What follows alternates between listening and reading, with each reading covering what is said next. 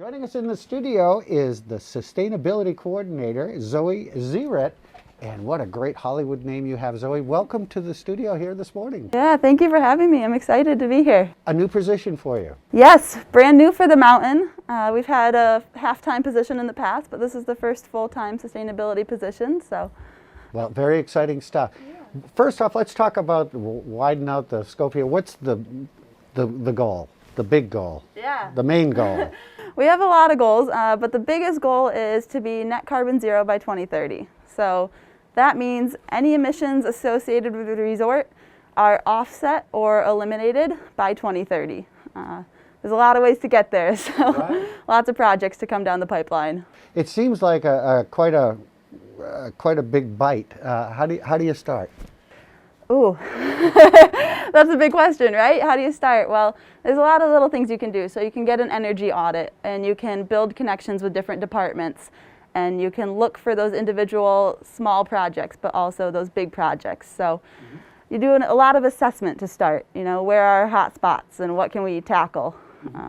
Go from there. Now, what kind of training do you have in this type of a position?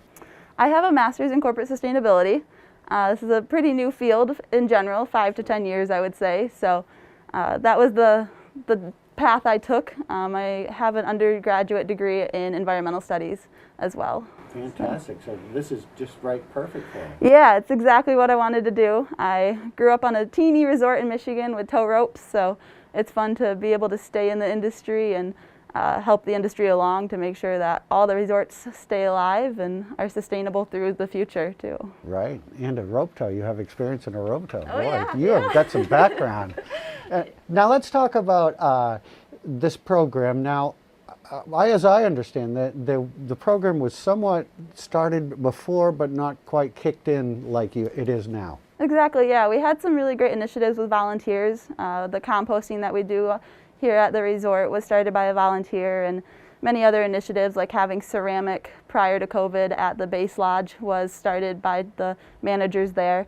And then we did have a part-time employee previously to me, but we have made that further commitment by having a full-time employee now. Is this something all the Boyne resorts are doing, or are we special? We are special at the moment, but they're going to get there, which is really cool. So there's 12 Boyne resorts, and 4 of them currently have employees who are also doing my role. Now, where will you reside? What was that? Where will you reside? Do you have an office here on mountain, or are you out on the it's field? a little both. I can be anywhere, really. I'm doing a lot of meetings with people in the maintenance lodge. You find my office in the base lodge, though. And I work from home, which is the cool thing with COVID now. So a little bit everywhere. What will we see different as you now have emerged in this job? Yeah, I think you'll see a lot more transparency with the resort and what we're trying to tackle. So being open about how much energy we're consuming and asking for help and participation from the skiers is going to be key. So creating a relationship outside of skiing is something that I hope to have with this position.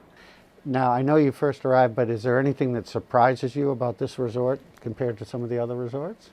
Yeah, there's a rich history here of people caring. Growing up in this beautiful scenery, you know, with the mountains and all the trees, people are passionate and they want to do whatever they can, whether that's them driving their recycling individually to the transfer station or volunteering to start the composting. I think a lot of other resorts sometimes need a nudge, and I think we're on a good start already. Well, we've got some people that certainly have respect for the area, that's for sure. Absolutely. It'll make your job a little easier. Yeah. I've had a really good amount of enthusiasm from different departments so far, so that's been really appreciated. Well, we all need to take a step in the right direction. What's one of the steps that we can do right now to help move us in the right direction? Yeah, I think personal education is a big one. So understanding the science behind it, and that's really going to get you to be a believer in why we need more sustainable actions and to reduce our CO2 emissions and our electricity consumption and things along those lines. So if you can understand it individually, then you can become an influencer for folks who may not be there yet. Well, you seem very enthusiastic, and I'm sure that you are ready to dig into it, being your background in this, an exciting new position, and we congratulate you for that, and we look forward to the progress that you have made and will make, and Zoe Zeerip, and she is sustainability coordinator here at Sugarloaf. Thanks for joining us here this morning. Hope you'll come back again. Of course. Thanks for having me. Okay.